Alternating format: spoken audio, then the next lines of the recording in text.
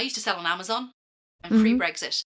It was fantastic. Again, it was set and forget. Chuck everything into a box with a barcode on it and let them dispatch it and fulfilled by Amazon was absolutely amazing until Brexit happened. Mm. And then what you started seeing, as brands are quite entitled to, so say brands that I would sell, they started locking down and gatekeeping their brands because there was too many fakes that were happening. Let's talk marketplace. The Marketplace podcast with Ingrid Lommer and Valerie Dichtel. Hello, everyone, and welcome back to Let's Talk Marketplace. We're here again, just me, as it will be for the next few months, because I think you have heard in the last episode, my dear co-founder, Valerie, is pregnant, and so she will be off on maternity leave for a few months. But never worry, I have stacked a whole lot of great guests that I can share with you over these months, so you don't have to listen to me just on my own. And starting today, I already have two great guests with me, because I wanted to talk a bit about one of my most favorite topics, actually, which is internationalization. I love talking about that. And specifically about how to internationalize on a marketplace that sort of wrote a book on it, I think you can say, and that is eBay. And with us from eBay is Isabel. Hi, Isabel. It's great to have you back. We saw each other last, I think, what was it? April, May, for our joint webinar on cross-border trade, and that was great. So, introduce yourself to our listeners. Yeah, happy to be back in a way. Thank you for the invitation, Ingrid. I'm Isabel. I'm from eBay. And I'm now with eBay since almost 7 years. Time is definitely flying. I'm part of the seller and brand engagement team in eBay Germany. And I look after basically everything that is related to go-to-market activities around D2C. So everything what we are publishing for our business sellers for eBay Germany it's where our team is basically included. Mm-hmm. Okay, right, great. And so you're just the right person to tell us more about what eBay is doing for international sellers. And also here to sort of challenge what you were going to say regarding the day-to-day daily seller business is Kim Mooney. Hi, it's really great to have you with us. And why don't you tell us a little bit about yourself as well? Hi, ladies. Thank you so much for having me. I'm Kim Mooney. I am a small business owner here in Ireland, and my company name is Uncanny Collectibles, and I'm 8 years doing this. And what Uncanny Collectibles does is it takes its name from, in case you can't tell, I'm a massive geek, it takes its name from X-Men, because I love selling toys and action figures and just trying to help people reconnect with those little things that you couldn't get when you were a kid. So whether it be vintage Star Wars, whether it be mask toys, whether it be more modern stuff like horror, which is my absolute jam right now, that's what I sell.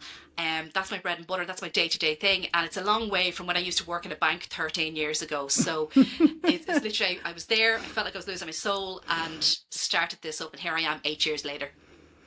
That's quite a shift.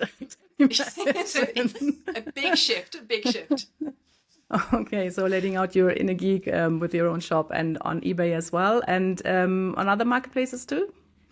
Oh, 100%. So I have my own store. It started literally just as an online store only here in Ireland.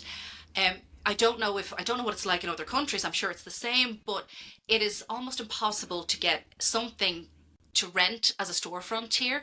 The rents are absolutely crazy between the rents, the rates, the insurance. It's a massive, massive risk. So this all started in my bedroom, my spare room, that to this day I still don't really see, there's still a lot of stock in there. But genuinely, thanks to selling online, selling on eBay, and even COVID was actually super friendly in terms of actually helping grow my business. Mm-hmm. So I moved from it being in the bedroom to I'm a business inside of a business now in a storage facility that's like acts as a warehouse, and that's my main place of operations for people to come in and visit. That's as a kind of a makeshift shop. For dispatching orders worldwide. So there's eBay, I did do Amazon, but don't like that anymore. I refuse to do vintage. That's a new one, but that's an interesting one. I use another company here in Ireland called adverts.ie. Do dabble a little bit with Facebook Marketplace, but eBay and my own website and in shows are my main channels that I would use. Mm. Right, interesting. So, Isabel, I guess you brought a seller that goes right into the heart of eBay with the collectibles and the geeky, great stuff that you can't find anywhere else. So, before we go, into business, let's geek out a bit, and because I always like to finish up and find out more about my guests with a little fun fact question. But in this case, I'd like to twist it a bit because, Kim, I can already tell that the two of us can go along geeking forever because I'm 100%. massive D&D geek and Star Trek geek, and yeah, Nice. so, geeking is my thing. Sorry, so you said horror. So what is your main thing at the moment if you go Oh for my geek God. stuff? So, Fred, you've got the 80s slashers. So you have your Jasons, your Jason Voorhees from Friday the 13th. You have your Michael Myers. More modern slashers is Art the Clown from Terrifier. He is, I'm telling you now, anyone who stocks him right now is just making crazy money. You cannot keep him in stock for anything. He is doing amazing. He's just a modern slasher, and the fact that he's so silent and it's all expressive is just absolutely fantastic. So horror, because here in Ireland, it was never really a thing. You could never really get anything horror, and I'll never forget when I was a kid, I shouldn't have been doing it. I was watching an old black and white TV at 2 o'clock in the morning, and The Evil Dead 2 came on, and that's what sold it for me. There's a little part in that where Ash goes insane, where the moose starts talking to him, and his hand starts becoming possessed, and it was just one of those things you should not be doing, and it was just absolutely, I was just hooked at that point. So when I started my business, I wanted to bring that to other horror collectors there, because there was no market for us, really. Yeah, I can see that. So, Isabel, can you geek with us? Is there anything that you would go for if you're looking on the collectible side on eBay? It's definitely becoming Pokemon cards on my end. You might have heard that we just launched eBay Live in Germany, and I have to admit, since we're testing and going through the beta phase, it didn't just stay with one Pokemon card purchase. It really got me. So yeah, it's basically coming one Pokemon package per week almost. But I can't geek with you, so I couldn't fully follow Kim about the things that you just shared. But it sounds super hyped, so I'm happy that you both can connect on that. That's fine. I can co-connect for the Pokemon part as well. I got two boys. They're out of the Pokemon phase by now, but they have been in it for quite a while. So yeah, I can relate to that. Yeah, great. So I guess we'll be talking a lot about collectibles and how they are really present on eBay, and also about how to bring that to an international audience on the platform. Great to have you both here, and we'll get right into it after a very short advertising break.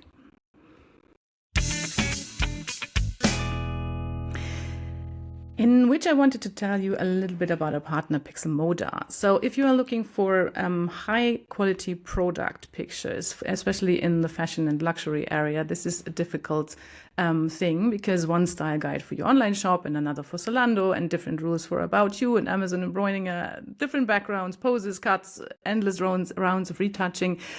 That might sound familiar to you. And if that's so, then this one might be for you, because this is exactly where Pixelmoda steps in. They know the visual rules for every major marketplace, and they combine that know-how with AI-assisted production to create product images and videos that are faster to produce, smarter across channels, higher in quality, and especially lower in cost.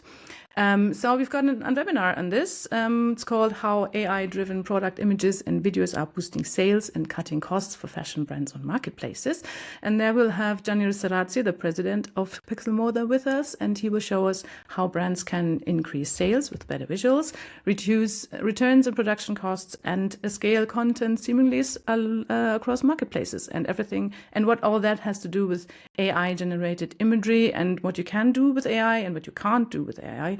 Will all be part of that session on December 2nd from 11 a.m. So why not join? You'll find the registration link in the show notes.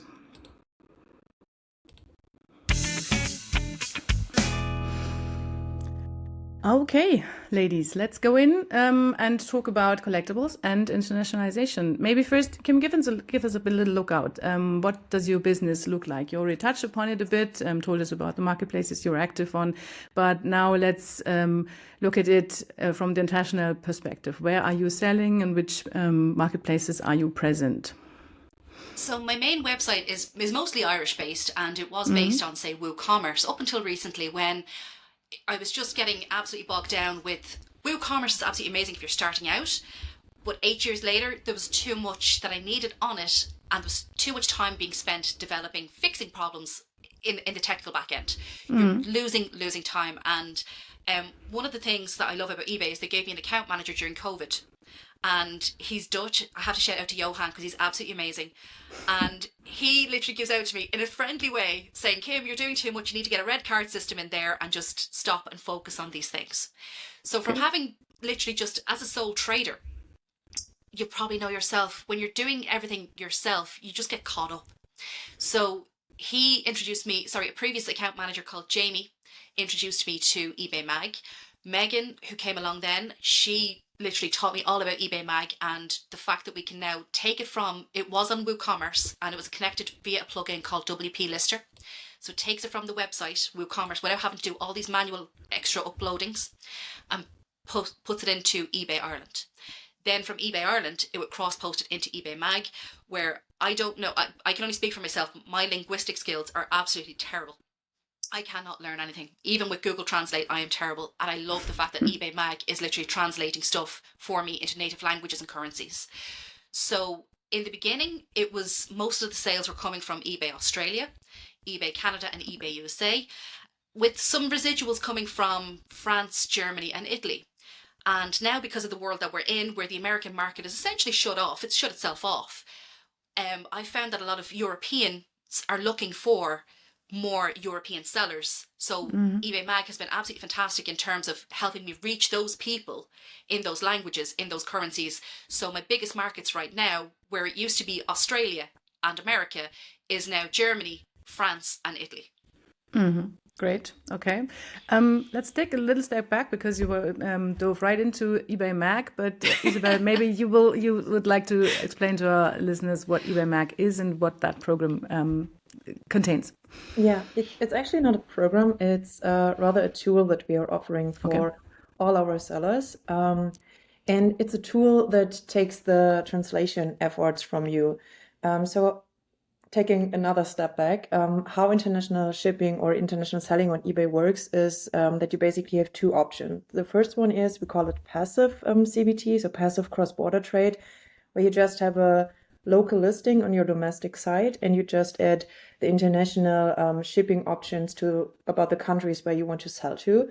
And the second option is that you're actively going to the eBay site where you want to list your item. And in the second option, you have to take the full translation efforts and basically create a new listing on those sites.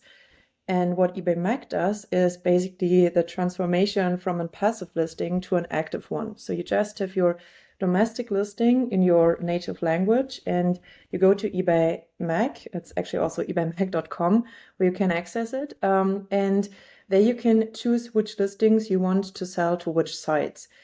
Just a tip there, it makes sense to fulfill your business policies before you go to eBay Mag, because it just simplifies the process overall. But then in eBay Mag, you can select the listings and the countries you want to sell to.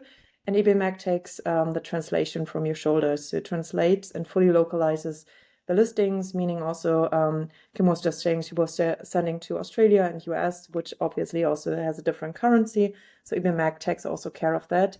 But you always have the full control. So even if you are into languages, you can still do some adjustments in titles or item descriptions, or even in prices. Okay, so that's quite a full offer that you have here with this tool. Kim, would you say anything is missing from the tool? What would you still like to see, or what would help you?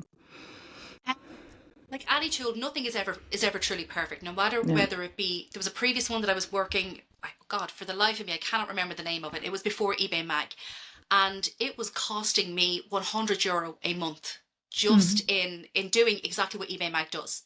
And eBay Mag at the time, would say 5-6 years ago, was not at the races. It could not do what these other paid plugins were starting to do. It has increased in functionality in leaps and bounds. It's still not perfect, but it's a free tool that increases your sales. That's absolutely fantastic. So as a small business owner, you're constantly looking at the bottom line. You're looking to try and see, where can I cut corners? What's the best way to do it? So in terms of, as Isabel said, there is some functionality there where it does tend to go off and make up, even though you have your policies set, it decides to make its own policies. And kind of overrides here and there. There has been some capacity issues with it as well, but that is something that I'm aware that they are working on. And I think, like, at the moment, my eBay Mag can only do, say, Germany, France, Italy, Spain, Australia, Canada, and USA. But there's other eBays out there like Poland, Switzerland, Netherlands. If you could get those in there. So I have within Shopify now, so I use Shopify to eBay to eBay Mag, and now eBay Mag then feeds into another plugin that I've used called M2E Channel, that should I ever decide to sell on TikTok Shop or Amazon or something like that, that again is a plugin that can just connect in my stock and my inventory into all them. But the weird combination of all three, so my website, eBay Mag, and M2E, has just made my actual international sales explode, which is something that here in Ireland, you shouldn't just be focusing on just selling in Ireland. I would not survive as a business if I just did that. So having that tool that is free it's free when you're within the business plan, is absolutely fantastic. Isabel, is this then something that you heard before, what Kim is saying, that she, now that eBay Mag is opening up these opportunities to do internationalization in a relatively easy way, that this helps sellers really explode their business? Yes, it's something that we hear. The capacity issues that Kim was just mentioning is something that the team has been worked really hard on. So our recommendation usually is, when you have about 5,000 listings, eBay Mag runs quite smoothly. When you exceed the 5K, it still works. Just the loading times are increasing. So it's a tool for free. But if you have tons of listings, you should bring some patience until everything is fully going through, especially when you just start eBay Mag and you decide to push like 10, 100K or even more listings. So that's definitely also a recommendation from my end. And yes, what Kim just said is also what we're hearing from other sellers. So there are here and there a few hiccups, which is, I think, something that happens in all technical systems. But yeah, as I said, it's something for free, which definitely reduces the costs of entering a new market, especially when you are just about to start and are not sure if you fully want to enter to a new market. And it's a great tool where you can just test and learn. Kim, how are you addressing these marketplaces, these different markets? Are you going for different assortments in different markets? Are you just offering everything you have to all people who are interested in every country, or is there anything that you are localizing in a way? I don't have the skills to localize. I let eBay Mag do that. Okay. But in terms of like what I would see in different areas, so France absolutely loves vintage, proper real vintage Star Wars. They absolutely love that. So if I'm pushing through eBay Mag, as Isabel had said, I will make sure that I will focus in on getting those eBay Mag listings into France first. For, say, Thunderbirds, which is Thunderbirds is a huge thing here in Ireland and the UK, but the market is flooded with them. So we have no interest in them, but yet the Netherlands and Australia and Germany loves Thunderbirds. So it's very interesting to see, even though when I list it, just kind of, in theory, it just goes out to everybody with no localization done. But it's very interesting just to see the differences between each market and what the tastes are in that regard. So it's a great tool. Again, it can always be improved. Everything, no matter what it is, whether it's free or paid, there's always some sort of refinement that can be done. But it's absolutely fantastic just to set and forget. That's the big thing for me, is I want the automation. I want to set, forget, and just know it's running in the background. Yeah, set and forget is a very good point here, I think, for many sellers, because you've got so many other things on your table and don't want to worry about operations.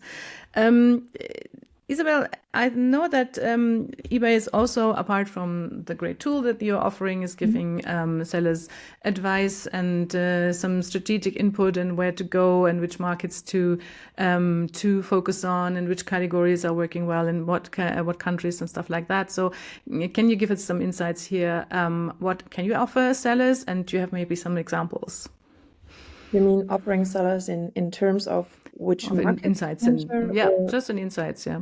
Yeah, on Insights, we do have an internal tool that is called product research. It's also part of the Seller Hub, or in German Verkäufer Cockpit Pro, where sellers can go to and actually also select the site where they are interested to look into. And there I can just look for my items. Obviously, it's a little bit manual, but it's a good tool to see the demand and the prices your items are being sold to, and it helps you a little bit better to get the understanding of the different international eBay sites.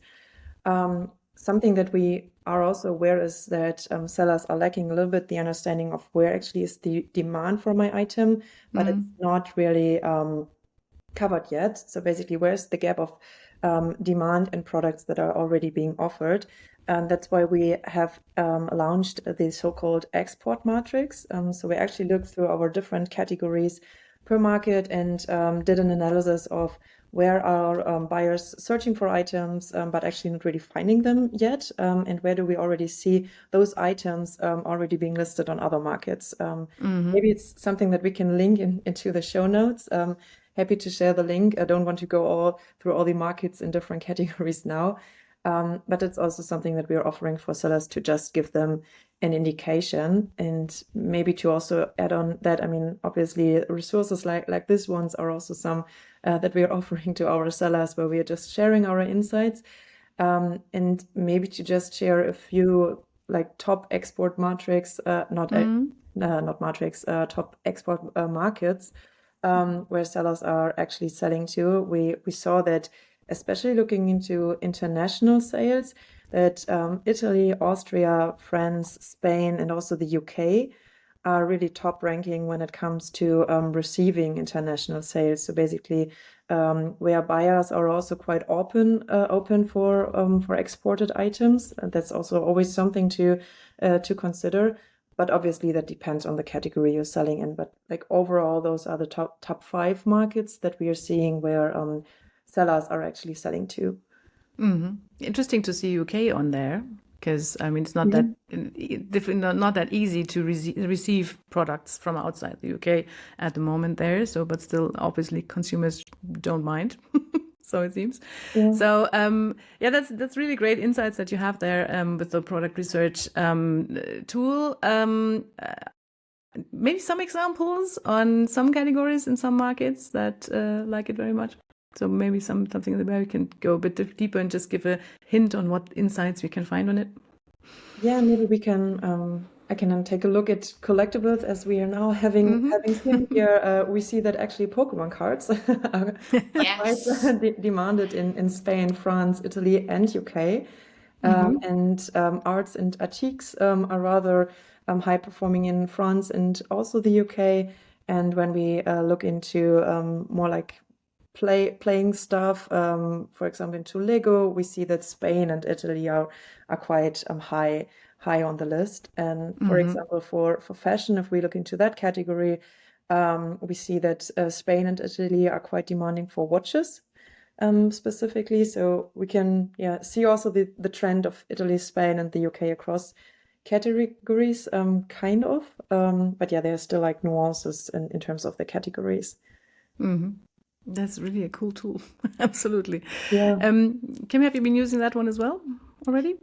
I do, but what I'll quantify the way I use it is that eBay Ireland actually doesn't have that tool. I have to log on to, so the smaller eBay, so eBay Ireland, Austria, and I think Belgium, we don't have a lot of the tools that the bigger eBays like .com, UK, and Germany have. And if I was to use it, I have to log on to eBay UK, which is fine, but it does kind of skew the pricing in terms of, so say if I have recently I was looking up the Rancor monster from Star Wars, the 1970s one.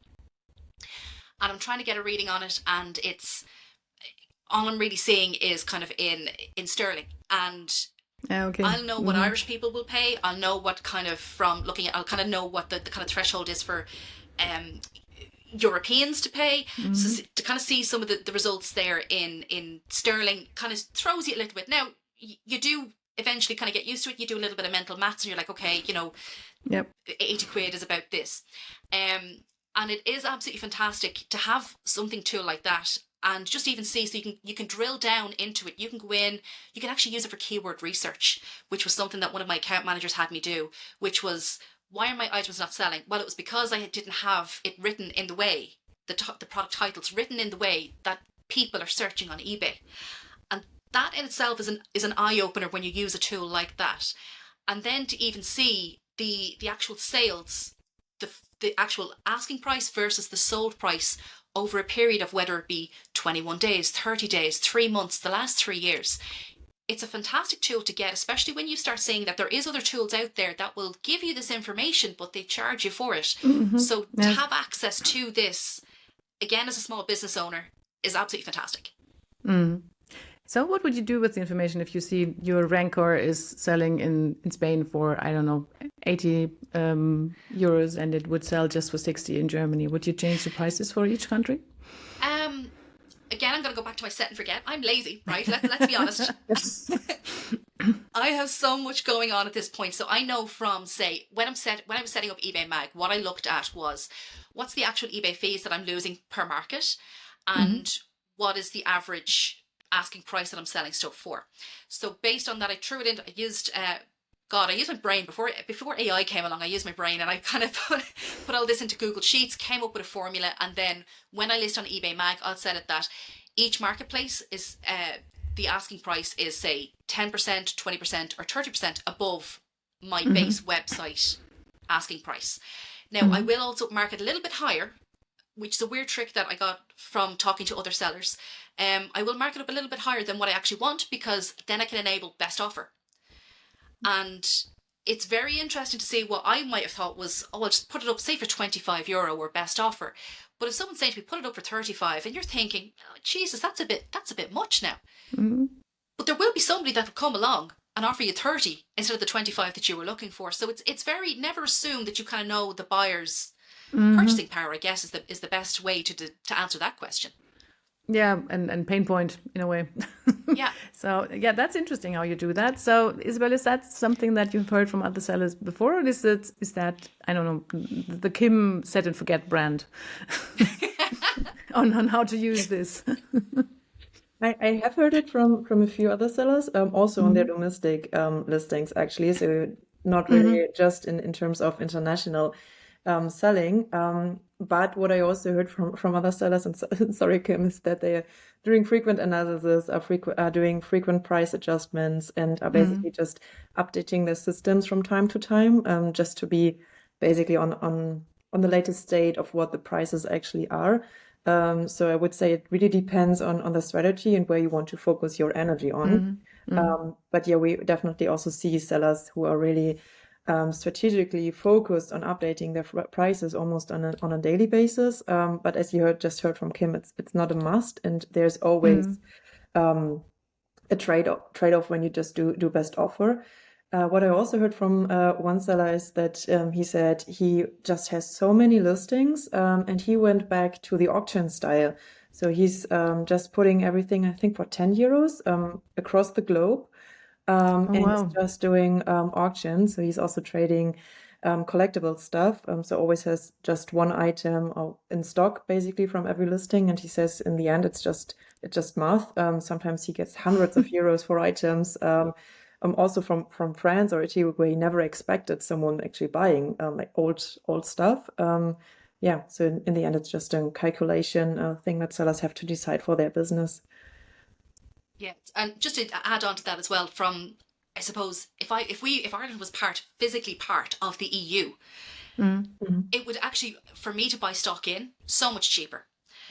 So the reason that I wouldn't say look at the pricing and adjust it is, one, I'm lazy, but two, also because it does actually cost us, say, Irish sellers, because we're on an island, it does cost us that bit more to physically get it from point A to point B, and then to send it from point B back into Europe. So it's absolutely like, I know when I was using Amazon, they would really drill into you that you have to be the best price every single time. And it was almost like a race to the bottom. However, I love the fact that I have the freedom to choose what way that I want to do it. Do I want to do the race to the bottom, or do I want to just set, forget, be lazy, and kind of let that kind of tune to my business style? It's the options that you have is brilliant. Yeah, that's really great. What and also what Isabel you said with the idea of the seller to just go back to auctions, because that is working best for him. That is just that freedom of choice and how you do your business. As you've been talking about being an island and how that affects your costs, let's turn the conversation a bit to the point of shipping, because this is a big part of internationalization. Bless you, Isabel. So, Kim, how are you doing that? Are you shipping everything by yourself? Do you have a provider? What are you? How are you doing it? So there's actually a bit of a pathway. So as a lot of small businesses know out there, a lot of the pricing that you get. So if you're reaching out to your local postal provider, the first things that they will ask you is what volume are you sending? And you're not going to get, when you're starting out, you're not going to get great packages and prices, because your volume is going to be like, realistically here, what they're looking for is a minimum of 5,000 packages per year going through their dedicated network.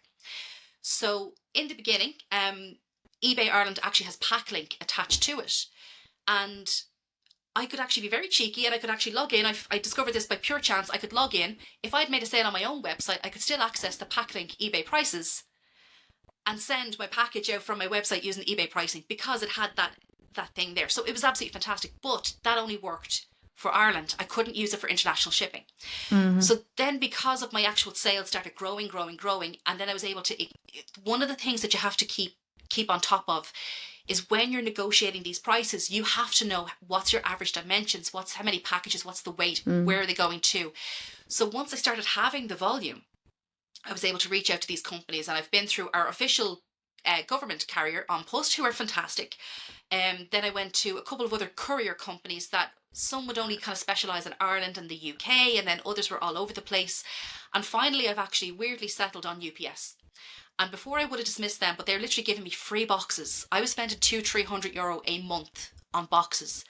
In part of their actual package, they're giving me free boxes that covers the majority of my stuff. So that's, even though they seemed a bit more expensive, the cost saving was actually there.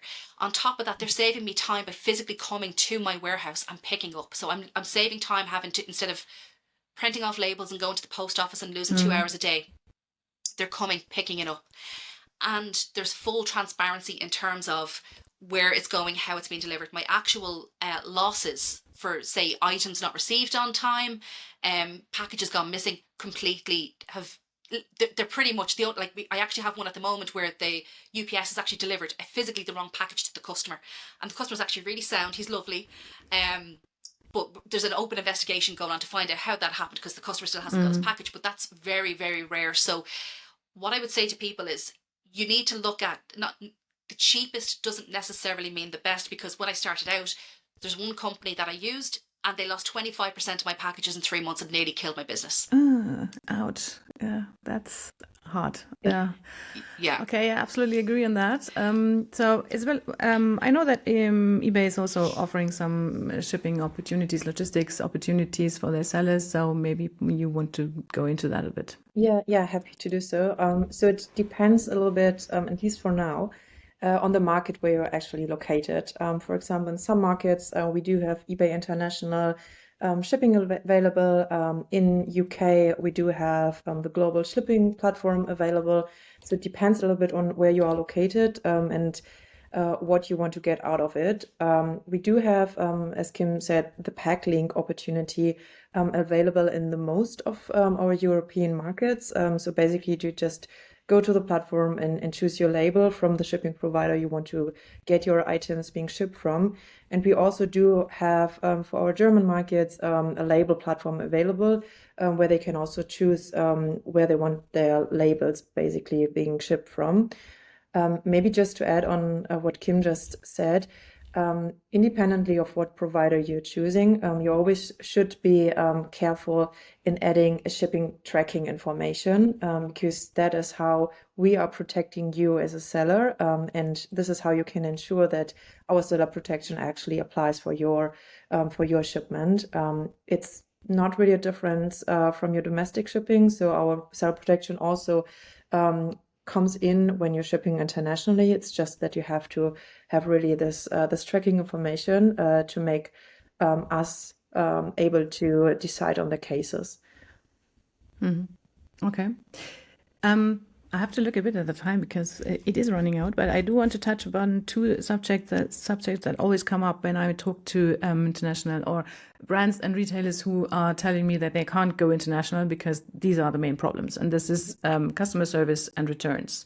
And maybe start out with customer service because you can say that eBay customers do have a bit of a reputation on that, that they tend to contact the customer service a bit more often than on other marketplaces. So how does that work out with international customers? Kim, you said you're not great with languages, so how do you deal with that? Weirdly, eBay has a fantastic, not weirdly that they have it, but they actually have a translation tool. So since they've done the update to the actual chat function, before it used to be just email messages, but now it's like a live chat. And so you in Italy could send me a message in Italian and it automatically lands in my messages as in English, which is fantastic. That only weirdly works on desktop. Doesn't work on mobile at the moment. And I don't know if it's just my customer base. I have to kind of disagree in terms of what you're saying about eBay customers having a bad reputation. Touch wood. I've only had one nightmare customer, and that was recently. But I haven't had that, and I think that's because when I worked in the bank, I actually worked in customer complaints. So I don't know if that's me just knowing, taking that knowledge and placing it, making sure that I kind of give almost too much information in my listings to cover all bases, versus somebody who's just, if you're just taking a picture, a single picture front and back of a collectible, and you're looking for €400 for something like that, you're going to run into problems. Yeah. Whereas if you literally take the time to it doesn't matter if it's a €10 item or if it's a €400 item. If it's pre-owned, you need to be taking the time to take the product, to describe it accurately, take the product listings, photos, and put accurate information into your listing. Because if you don't do that, that's when you're going to lose your case on item not described, or it's faulty or something along those lines. So I don't know if that's just I've been lucky or if that's just the way I do business, but I have not had those, apart from that one guy recently, I haven't had those nightmare scenarios because of that. Okay, absolutely agree on product listings have to be 100% so that you avoid all that problems. But still, Isabel, you know where that reputation is coming from and what I'm talking about. There's a lot of going on sometimes especially in some categories. So, but what would you say to retailers that say I can't sell internationally because this is going to be such a huge problem? I would say the German customers are always a little bit more tricky than comparing other markets. So I would say if you're a German seller and you can already deal with the German buyer base, you should be good to go internationally. Maybe that's the first point. And the second one is, as Kim already said, like we just launched this translation functionality within our M2M, so member to member communications, but I know that many sellers are actually not touching that because they are managing their customer services from their 3PP. For those, I would say in times of AI, it should become easier and easier to have a good conversation with your buyers in their native language. And that's probably also the point. Maybe you should start also then communicating in their language just to make a step towards them and not having them translating your messages. And the second one is if there are any problems and you have to contact the eBay customer service, maybe that's a good call out that usually the customer service of the buyers side is the one that is in charge of your case in that case. But if you're unsure, like who is really now talking to me, who can help me, you can always contact your local customer service, and they should be able to direct you to the right point of contact, and those should be able to help you if there are any cases where you said you are having a terrible buyer and can't really find a solution. Okay. Right. Final point, that would be returns and maybe also, missing payments, anything that goes wrong. Kim, would you say that this is more difficult if you're going international, or is that just the same thing as ever? To be honest, no. Where I used to sell on Amazon pre-Brexit, and it was fantastic. It was fantastic. Again, it was set and forget. Chuck everything into a box with a barcode on it and let them dispatch it and fulfilled by Amazon was absolutely amazing until Brexit happened. And then what you started seeing, as brands are quite entitled to, so say brands that I would sell, they started locking down and gatekeeping their brands because there was too many fakes that were happening. And I actually found that the majority of my returns and my losses from customers. So that's me, including me doing physical shows where, it might be easy for people to pick something up and just walk away, or, somebody in theory over the post, they could try and defraud you. Most of my losses were coming from Amazon. And it was from people abusing the Amazon policies. And I had to stop doing it, selling on Amazon because of that reason, because I wasn't getting the help or support. And that was before the times of AI, before they had AI agents and stuff like that in. I had to stop because it just wasn't worth it. And they made it just so cumbersome to try and stop your business making losses that you knew were fake. Now, in times where you do mess up on your own, like by all means, my bit of advice is if you mess up, it's not worth a bad feedback, depending on the price, work with the buyer and just get that, I find most people are actually very, with that one exception recently, that most people are they're grand is what I would say. They're very nice. And once you work with them and you make it easy for them, you can either get a partial refund, you can do a full refund. For me, though, I think just touching back to the way that I list things, I touch wood, I don't have that many issues. But when they do pop up, I just find acknowledging the customer's pain point and dealing with it as don't be letting their questions sit there for 2-3 days, because that's where you're going to run into issues. You have to respond to this regardless of what language it's in. You have to respond to it as soon as possible. Isabel, anything to add on that matter? Maybe just since we launched that we're managing the payments, also the lack of payment cases really almost went to zero. So eBay is managing the payments also internationally. And maybe just a recommendation in terms of when you're entering a new market and you're unsure how to deal with returns, always work with your lawyer to also meet the regulations in the market you're entering. In Germany, we do have a 14-day period where you have to accept returns. It might be different in other markets, but just remember that you, as Kim said, have good seller standards, offering a good service, be transparent, and then you should be good to go. Yeah, I guess I'll take that as the final word here. Thank you very much, Isabel. Thank you, Kim, for your insights and your great take on how to sell collectibles internationally. Thanks, ladies, for joining me today. That was very entertaining and very insightful. Thank you for being with me. Thank you so much for having us. Yeah, thank you so much indeed. And thank you, Kim.